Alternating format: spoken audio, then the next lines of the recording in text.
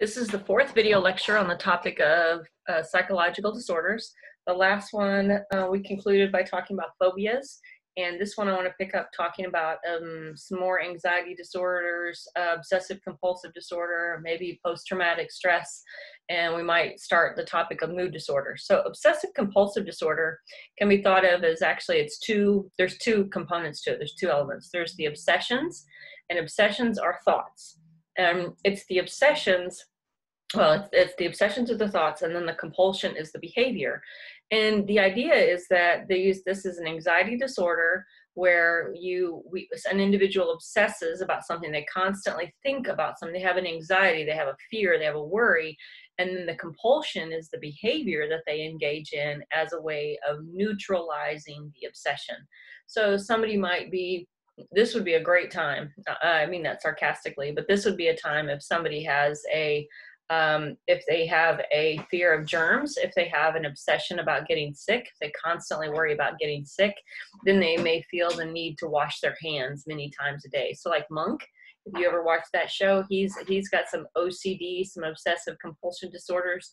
I believe it's about germs. It can be about anything really, but the idea is that the behavior, that the anxiety is worse, the fear, the obsession is worse unless they engage in the behavior. So this creates this feedback loop, right? It is possible to have obsessions that don't result in compulsions, but most obsessions, they're neutralized. So you neutralize your fear or you neutralize your obsession, and they can be behaviors.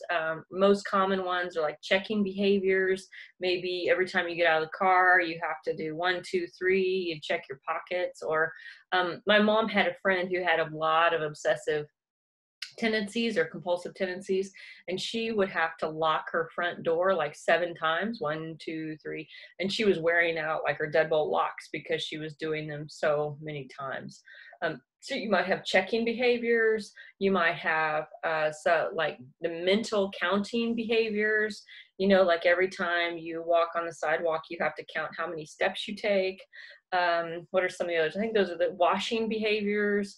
But the idea, and I would argue that we all have some of these things. Like I've heard, like my husband has a friend, and on all the light switches or all the switch plates, he has to have the screw has to be up and down. They can't be sideways, and they all have to be perfect. In my old house here, where I have hardwood floors, and you can see the wood. The wood on the wood. My rugs have to be perfectly lined up. So it's not that it's, in some cases, those obsessions don't interfere with your ability to function. So we might not call them disordered, but certainly there are things that if they're not quite right, kind of make us anxious, and we want to fix them.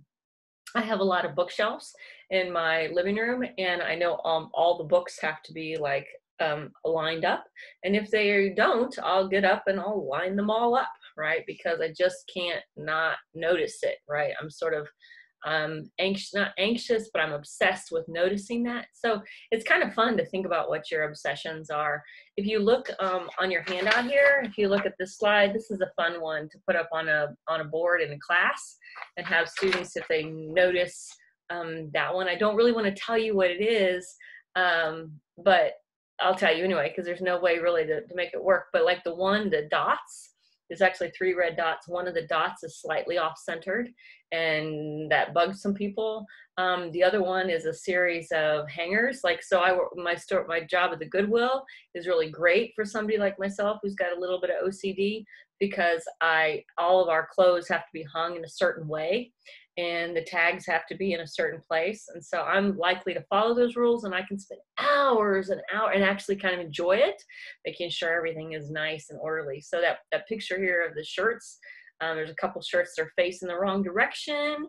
The hangers aren't even. You got an empty hanger in there. You got them, they're out of color order, right? So for OCD people, that would drive them nuts. For non-OCD people, probably wouldn't bother them all. So it's kind of a fun conversation to have as to, like all of our little weird things. Like my mom has one where when years ago we would have to talk to each other every day right? And that was the compulsion, that was the behavior. And if you didn't talk to each other every day, there was this fear or this anxiety that, you know, something bad would happen. And that's, so it's not just like cleaning and brushing your teeth kind of thing, but it's the idea that if I don't do a behavior, that's the compulsion, that something bad, that's the obsession. So there's a thought, the obsession, and then there's the behavior that neutralizes the negative thought. All right, so on the next slide there, we have the topic of post-traumatic stress. Post-traumatic stress is also considered an anxiety disorder.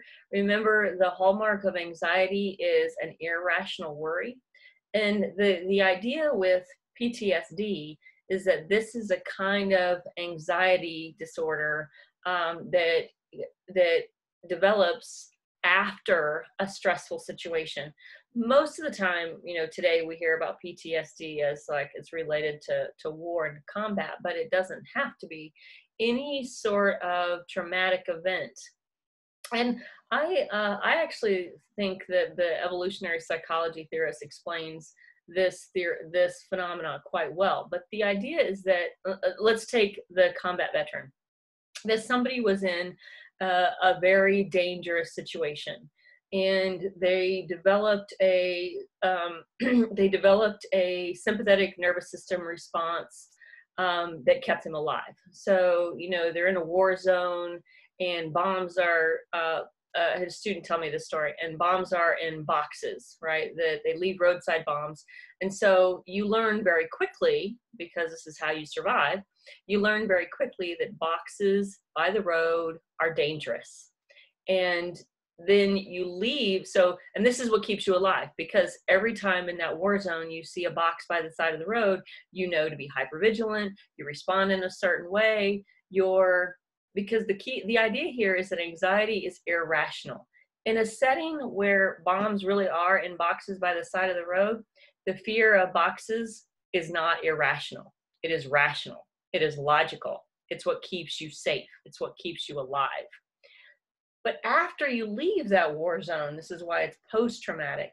After you leave that war zone and things are not, there are no longer bombs in boxes in the side of the road, and you're driving down Fort Riley Boulevard and you see a box and you get all anxious and and emotionally, and you respond in a way that is not logical.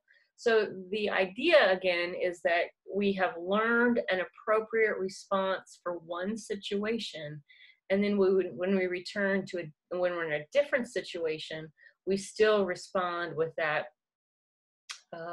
life saving, with that fearful response. So it's a logical response to a non-logical situation. So like my first experience with post-traumatic stress with somebody who was experiencing this was when I was teaching many summers ago, and it was and I remember I clapped my hands really loud, and a young veteran flinched, and he explained to me that loud noises, because you know in a war zone loud noises were danger, and so he had developed this fear response to loud noises. And ever since then, I've tried to be a little bit more careful. But the point is, and then, you know, your handout also talks about some of the people become numb to it. So basically they tune out, they try to, they develop this emotionally numbing response. So because the emotional response is so exaggerated, right? They avoid situations that might put them in that summer. I remember him telling me he was going to spend the 4th of July in the basement with earplugs in, because loud explosives like during fireworks reminded him of traumatic situations, and he would then respond as if. It's kind of, respond as if. So anyway, so that's post-traumatic stress. Some of you may know more about that actually than I do. I'm going to stop this lecture here, and when we come back, I'm going to talk about mood disorders, depression, and seasonal affective disorder.